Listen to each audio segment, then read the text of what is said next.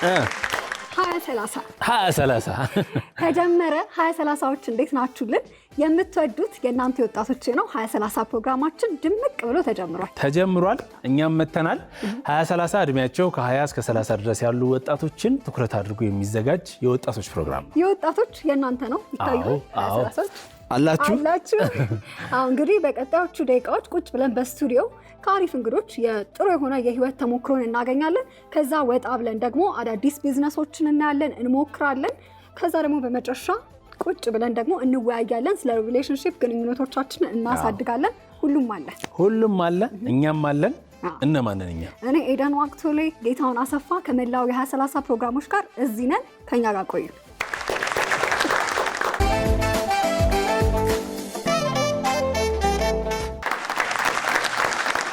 2030 እያያችሁ ነው የምትገኙት። አሪፍ ጊዜ እያሳለፋችሁ እንደሆነ ተስፋ እናደርጋለን። ከዛሬዋ እንግዳችን ጋር መጥቻለሁ። ከጥቂት ወራት በፊት አራስ ልጇን አቅፋ በገና ስትደረድር ቪዲዮ ለቀቀች። ከዛ ብዙዎች ወደዱት፣ ተነጋገሩበት፣ አደነቋት እና ብዙዎችም ደግሞ ለኛ ላኩልን። በዚህ በጾም ወቅት ብዙ ወጣቶችን ታስተምራለች፣ መንፈሳዊነት እንደሚጠቅም ታሳያለች እና 2030 ላይ እናያታሉን። እኛም እዚህ ጠራናት። ቅሳነት መለስን ተቀበሏት። እንዴት ነሽ ቅሳነት? እግዚአብሔር ይመስገን። ሰላም ነው? ደህና ነኝ እግዚአብሔር ይመስገን። ለህማማት ሳምንት ላይ ነው ያለነው።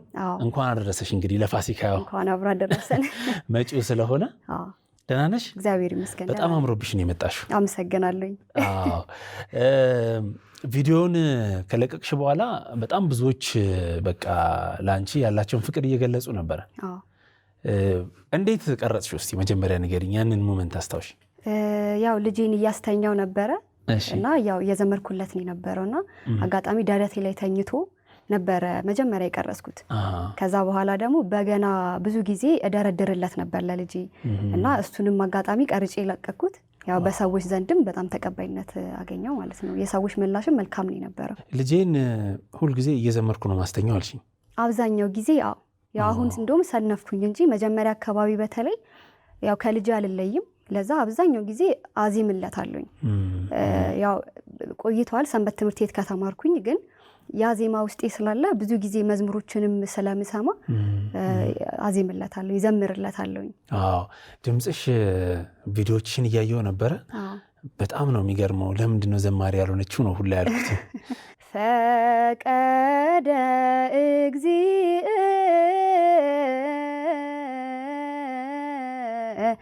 ያግዞ ለአዳም ሕዙነ ወትኩዘ ልብ ወያግብኡ ሀበዘ ትካት መንበሩ ሰአሊ ለነ ቅድስት እያለ ይቀጥላል። ድምፅሽ በጣም ነው ደስ የሚለው። አመሰግናለሁ።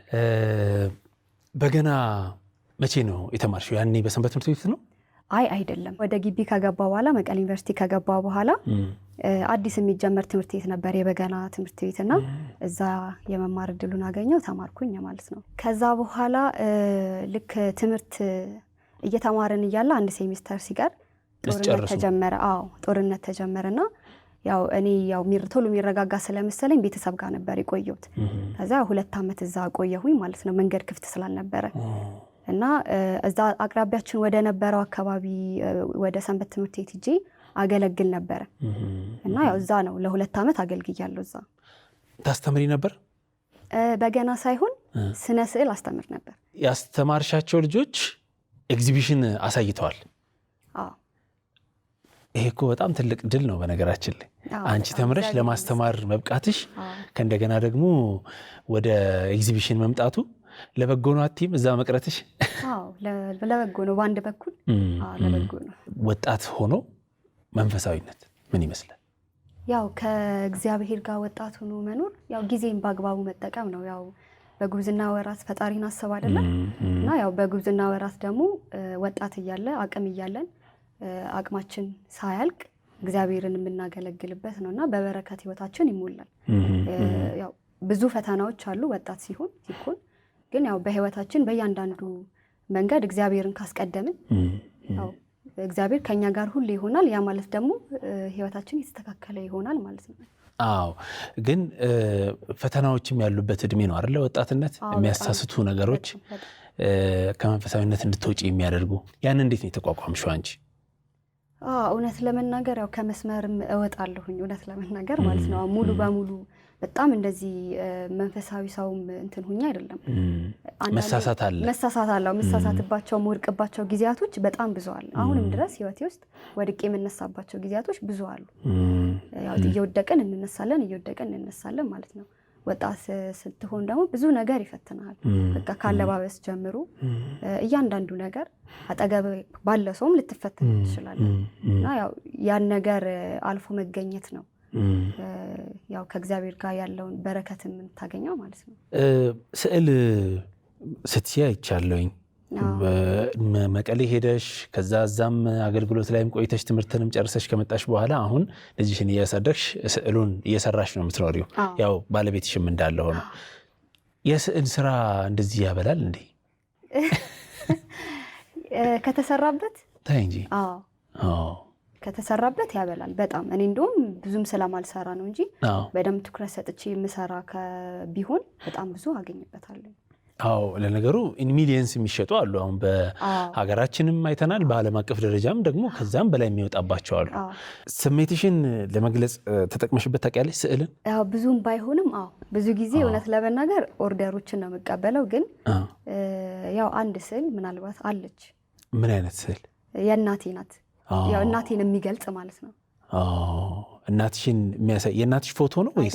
አይደለም እናቴን የሚገልጽ እናትነትን የሚገልጽ ግለጫታ እናትሽን። ታዲያ ምን አይነት ስዕል ነው የሳልሽው? እንዴት ነው? ከኋላ እየነደደች ነው፣ ግን ደግሞ ብርሃን ሆናለች በሷ መንደድ ውስጥ ማለት ነው። ለልጇም ላለው ነገር በጨለማ ውስጥ ብርሃን ሆኗል እና ልጇ ፈገግ ብሏል በዛ ብርሃን፣ እሷም ፈገግ ብላለች። ያን ህመም ግን ለልጇ አታሳይም። ከኋላ እሳቱ እየነደደ ነው፣ ከኋላ ግን በቃ እሷ እየነደደች ነው። በጣም እና ይሄ ያው የብዙዎች እናት ነው፣ የብዙዎች እናት ባህሪ ነው። ከሱ ደግሞ እናቴን በጣም ነው የሚገልጻት እሱ ስዕል ማለት ነው። ከእናትሽ ጋር ለ14 ዓመታት ያህል አልተገናኛችሁም? አዎ። ለምንድን ነው ያልተገናኛችሁት? ያው በስራ ምክንያት እሷ አረብ ሀገር ነው ያለችው እና እዛ ነው የምትሰራው እና ያው ለኔ ብላ ነው እኔን ለማኖር ማለት ነው። ያው እኔ ግቢ እስክጨርስ ድረስ ምናምን በቃ በደንብ ልስራ በሚል ነው አሁን እዛ ያለችው። 14 ዓመት በጣም ብዙ ነው አይደል? በጣም ብዙ ነው። በአካል ተገናኝታችሁ አታውቁም? በአካል አናውቅም። በስልክ ብቻ ነው? እንዴት ቻልሽው ናፍቆቱን? በጣም ከባድ ነው። በጣም ከባድ ነው። በጣም ያው ከሆነ ሰዓት በኋላ ይለመዳል፣ ግን እስከሆነ ሰዓት በጣም ከብዶኝ ነበረ። በጣም ከብዶኝ ነበር። ያው ከቤተሰብ ጋር ነው ያደኩት፣ ከአጎቴ ጋር ነው ያደኩት እና እሷም ደግሞ በብዙ ነገር ታግዘኝ ነበር። እዛ ሆና ታገኘኝ ነበረ በጣም በብዙ ነገር። በቃ ሳልነግራት ብዙ ነገሮችን የምትሸፍንልኝ እሷ ናት። በብዙ ነገርም አጠገቤ ለመሆን ነው የምትሞክረው። ያው በዚህ አጋጣሚ ደግሞ በጣም ነው የምወዳት፣ በጣም ነው ማከብራት። በቃ ማንም በሌለኝ ሰዓትም የምታነሳኝም እሷ ናት እና በቃ ብዙ ነገር ናት አሁን እሷ። አሁን ላይ ብቻ ሳይሆን ከበፊት ጀምሮ ከልጅነቴ ጀምሮ ማለት ነው እና በጣም እግዚአብሔር ያክብርልኝ። ያው እንግዲህ በአካልም እስክንገናኝ ድረስ ደግሞ እግዚአብሔር በሰላም ያቆያት። ትገናኛላችሁ በደንብ። አሁን አንቺም ልጅ ወልደሻል፣ እናት ሆነሻል። ስለዚህ የእናትሽን ተሞክሮ በደንብ ስለምታዩ ከኋላ እየነደደች እንዴት ልጇ እንደምታስደስት ስለምታዩ ያንን ለመክፈል ነው የተዘጋጀሽው? አዎ በጣም አዎ። ልጄንም ሳሳድግ በጣም ጊዜ ሰጥቼ ኃላፊነት ወስጄ ነው ማሳደግ የምፈልገው። ለዛ ነው አሁን ቤት ውስጥ ነው ያለሁት። ምንም ስራ እየሰራው አይደለም። አሁን ነው ትንሽ መስራትም የጀመርኩት፣ ወደ ስዕሉ የገባሁት ምናምን እና አንዳንድ ነገሮችን የምሰራው አሁን ነው እየሰራው ያለሁት እንጂ ሙሉ በሙሉ ስራዬን አቁሜ ልጄ ላይ ነበር ትኩረት ያደረኩት የነበረው ጊዜ ስለሚያስፈልገው። በጣም ትክክል፣ በጣም ትክክል። 9 ወሩ ነው አሁን? አሁን 9 ወሩ ነው። 9 ወር ሞላው። የመጀመሪያ እርግዝና ነው? የመጀመሪያ ልጅ ነው የወለድሽው? ምን ይመስላል የመጀመሪያ እናትነት? እውነት ለመናገር ያው ገነትን በምናብ ነው ማቃት። ግን ደግሞ በቃ የእሱን ጠረን ሳሸት፣ የልጅን ጠረን ሳሸት ሳየው በቃ የሆነ ገነትን ያገኘው ያለ የሚሰማኝ። በዚህም ያህል በጣም ደስታ አለው፣ በጣም ደስ ይላል። ግን ደግሞ በዛው ልክ በጣም ከባድ ነው። አሁን ብዙ ነገር እንዳሰብከው አይሆንም። ወደኋላ ያቀረ ያህል ነው የሚሰማኝ። ከማህበረሰብ ጋር አትገናኝም። እኔ ደግሞ እናቴም ስለሌለች የሚያሳርሰኝ በደንብ እንደሚያሳርሰኝ ሰው አልነበረም። ጓደኞቼ ነበር ከስራ መልስ ሲያሳርሱኝ የነበሩት ማለት ነው። እና ያው ትንሽ ይከብዳል። ከሆነ ሰዓት በኋላ ብቻዬን የነበርኩት እያንዳንዱ ነገር ብቻዬን ነው ማደርገውና በጣም ከባድ ጊዜ ነው ያሳለፍኩት እውነት ለመናገር ማለት ነው። እና ያው በደንብም ሳነብ ፖስት ፓርተም ነው የሚባለው ከወሊድ በኋላ የሚመጣ ጭንቀት አለ። በጣም ጭንቀት ውስጥ ገብቼ ነበረ። ምንም ስራ መስራት በጣም ነው የሚያስጠላኝ እና ከልጄ ጋር የማሳልፈው ጊዜ ደስ ቢለኝም በዛው ልክም ደግሞ በቃ በጣም ላዝን እችላለሁ፣ ልጨነቅ እችላለሁኝ። በጣም በቃ ማይሆን ነገር ውስጥ ልገባ እችላለሁኝ ማለት ነው። ራሴን ስለ መጉዳቱን ላስብ ነበር አልሽኝ? አዎ በቃ በጣም እጨነቅ ነበር። በቃ ብቻዬን ነኝ እና ባለቤቴም ስራ ነው የሚውለው እና በቃ ምንም ነገር ማንንም አላገኝም። አሁን ብዙ ጊዜ አልወጣም፣ ከቤት አልወጣም፣ ቤቴ ውስጥ ነው የምሆነው እና ወይ ሰው ነው የሚመጣው እኔ ጋር። ለዛ በቃ ጭንቀት አለው፣ እራሱን ችሎ ጭንቀት አለው እና ሰው ደግሞ ያንን አይረዳም። የሆነ ቀብጬ ምናምን ነው የሚመስላቸው እና ሳይ ከጊዜ በኋላ እንትን ይላል፣ ይስተካከላል። ግን ደግሞ እራሱ ከወሊድ በኋላ የሚመጣ እንቅልፍ ማጣቱ ያሉት ነገሮች እንዳለ ጭንቀት ይፈጥራሉ ማለት ነው። ይሄ ነገር ከባድ እንደሆነ ብዙ ይነገራል። እንዳልሽው ብዙዎቻችን አንረዳውም። ነገር ግን ከወሊድ በኋላ የሚመጣ ጭንቀት ከባድ ነው እያሉ ብዙ ሴቶች፣ ብዙ እናቶች ይናገራሉ። ይህንን አንቺ ራሱ ኤክስፒሪየንስ አረግሽው ማለት ነው። የሚገርመው ልጇን እዚህ ይዛው መታለች ዛሬ። በቃ የግድ ከአንቺ ጋር አብሮ መሆን ስላለበት አይደለ? አዎ በቃ በሄድኩበት ይዤው ነው የምመጣው የሚሄደው። በቃ ይሄ ነው እኮ እናትነት። አታምኚውም ሁሉንም ነገር። አብረሽም ደግሞ መሆን ትፈልጊያለሽ። ደግሞ አንቺም ቅድም እንደነገርሽኝ እናትሽም አብራሽ አይደለችም እና ብዙውን ነገር በራስሽ ነው የተለማመድሽው። እስቲ እሱን ክብደት ንገሪኝ። ምንድን ነበር በጣም የሆነ የከበደሽ ቀን አለ? በቃ እናቴ በኖረች ብለሽ ያልሽበት ቀን? አዎ በጣም እንቅልፍ ሳጣ በቃ አጠባለሁ። በተለይ አራስ ሲሆኑ ቶሎ ቶሎ ማጥባት ያለብን እና እንቅልፍ አይኖርም እና በቃ ላይተኛልኝ ይችላል እና ሰው እንዲዝልኝ የምፈልግበት ሰዓት አለ፣ ማረፍ የምፈልግበት ሰዓት አለ፣ መውጣት የምፈልግበት ሰዓት አለና በዛ በጣም በቃ በጣም ተሰምቶኝ ላይ ያለቀስኩበት ሰዓት አለ። ግን ያው እግዚአብሔር ይመስገን የባለቤቴ እናት በጣም መልካም ሰው ናት። በብዙ ነገር ያገዘችኝ እሷ ናት። አሁን ዝም ብዬ ሳስበው ስትጨነቂ ወይ ሲከፋሽ በገና የምትደረድር ይመስለኛል። አዎ ማለት ደስ ይለኛል በጣም እና እርጉዝም እያለው ወደ መጨረሻ ወሬ አካባቢ በገና ዝም ብዬ ትምህርት ቤት ሂጄ እማር ነበር፣ ልጄም እንዲሰማ ማለት ነው እና እኔም እንድረጋጋ እንደዛ አደርግ ነበር እስከ ወልድ ድረስ። አሁን እኔ ልጀምር ብል ምን ያህል ጊዜ ወስድብኛል ጎበዝ ለመሆን? እንደ ፍጥነት ነው። እሺ አንድ ወር ጎበዝ ያደርጋል በገና? አይ እንደ ፍጥነት እንዳንተ ፍጥነት ነው። እሺ ስሎ ለርነር ነኝ ብዬ ባስብ ቢያንስ ወደ 3 ወር 4 ወር። ዋው በጣም ቀስ ብለህ ማለት ነው። በጣም ቀስ ብለህ ማንኛውም ሰው መንካት ይችላል። አሁን እኔ መምታት እችላለሁ? አዎ ትችላለህ። እውነት በጣም ደስ ይለኛል። እስቲ ዛሬ ትንሽ ያሳይ። እሺ ነጠላ ታደርግና። ነጠላ መለበስ አለበት መንፈሳዊ ስለሆነ። እሺ ነጠላ ልልበስና ትንሽ ታሳይኝና ከዛ ግን ያው አንቺ ትዘምሪልናለሽ። ምን አሰብኩ መሰለሽ? አንቺ እንግዲህ በጣም ብዙዎች የወደዱሽ እና ደግሞ በደንብ ብዙዎች መነጋገሪያ የሆኑት ለልጅሽ ስታዘሚ የነበረውን ቪዲዮ አይተው ነው እና ልጅሽ ዛሬ እዚህ ነው። እኔ ልሞክርና አንቺ ስታዘሚ ልጅሽን ሚዘነው እንስማ። እሺ አሁን መጀመሪያ እኔ ልሞክር። እሺ ይኸው እሺ ያዙ። ከዛ በዛኛው በቀኝ እጅ ደግሞ ይሄን ተደግፈዋለሁ። አዎ እንደዚህ 10 አውታር ነው ያለው። 5ቱን ነው እኛ የምንጠቀመው። ለዛ አንድ ቁጥር ይሄ ነው። 2 ትዘልና እዚህ ጋር። እሺ ከዛ በኋላ እዚህ ጋር አንዳንድ እየዘለልክ ማለት ነው። አንድ ቁጥር ይሄ ነው። 2 ዘልዬ እቺ ነው የሚይዘው። 3 ትዘልና 3 አንድ ትዘልና ከዛ 4 ከዛ እንደዚህ። ስለዚህ አሁን የበገና ቅኝቱን በልልኝ ስለ 2 3 1 5 4 2 ነው የምትለው ማለት ነው። 2 3 1 2 ይሄ 2 ነው። ከዛ ስደረድር እንዴት ነው? ይሄኛውን ወደዚህ ነው የምታሳርፈው። እንደዚህ ነው ናቸው። ወደዚህ ማለት ነው። እንደዚህ። እሺ እዚህ ጋር ነው የምታሳርፈው። አምጥቼ እዚህ ጋር ነው የምጥለው። እሺ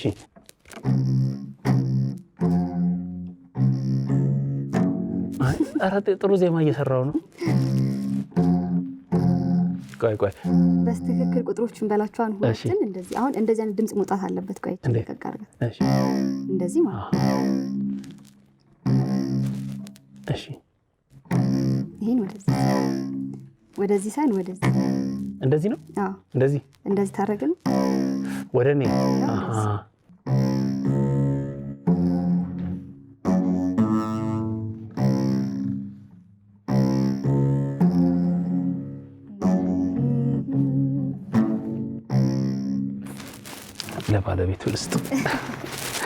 ለባለቤቱ ውስጥ በጣም ነው የሚከብደው። እስቲ አንቺ ደግሞ ስትዘምሪ እንሰማለን። እንግዲህ መተናል። ልጃችን ተኝቷል። ሁሌ ቶሎ ነው የሚተኛው?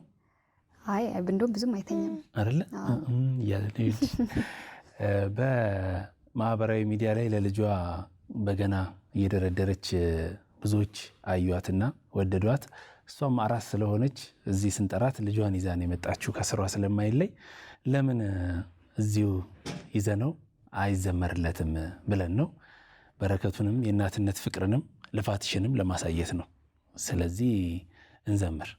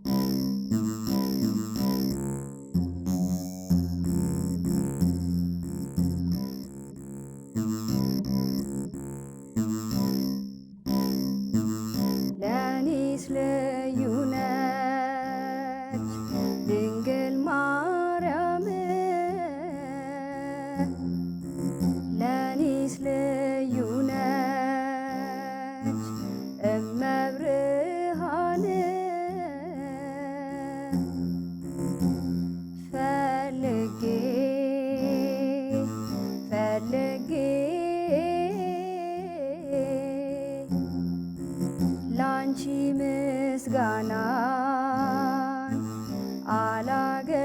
አላገኘሁም ላንቺ ምስጋናን አላገኘሁም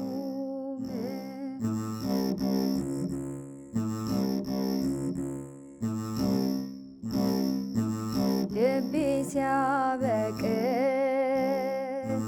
የኃጢአት አረም ውስጤ ሲሸፍት አልተወችኝም ከቤተ መቅደስ እጇን ዘርግታ ትጠራኛለች የኔ መከታ ለኔስ ልዩ ነች ድንግል ማርያም ለኔስ ልዩ ነች እመብርሃን ፈልጌ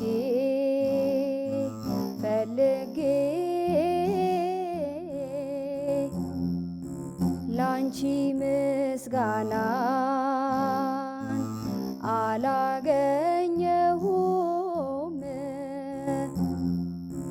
ላንቺ ምስጋናን አላገኘሁም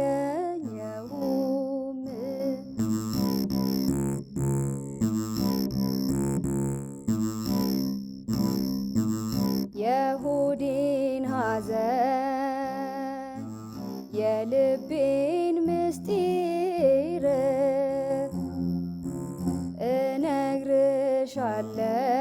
እነግርሻለሁ አንድም ሳይቀር የምትሸሽጊ የሕዝብን ኃጢአት ለኔስ ልዩ ነሽ ድንግል አዛኝት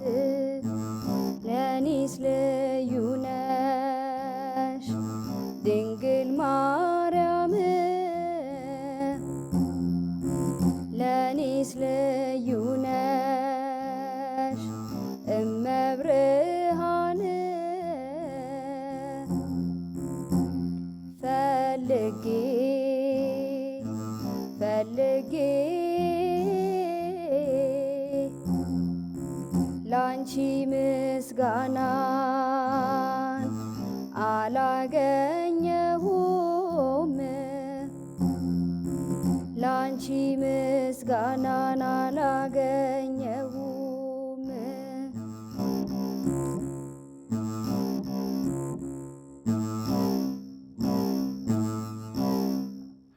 በጣም ነው የምናመሰግነው። እግዚአብሔር ይባርክሽ። አስቀምጪ። አሜን። እሺ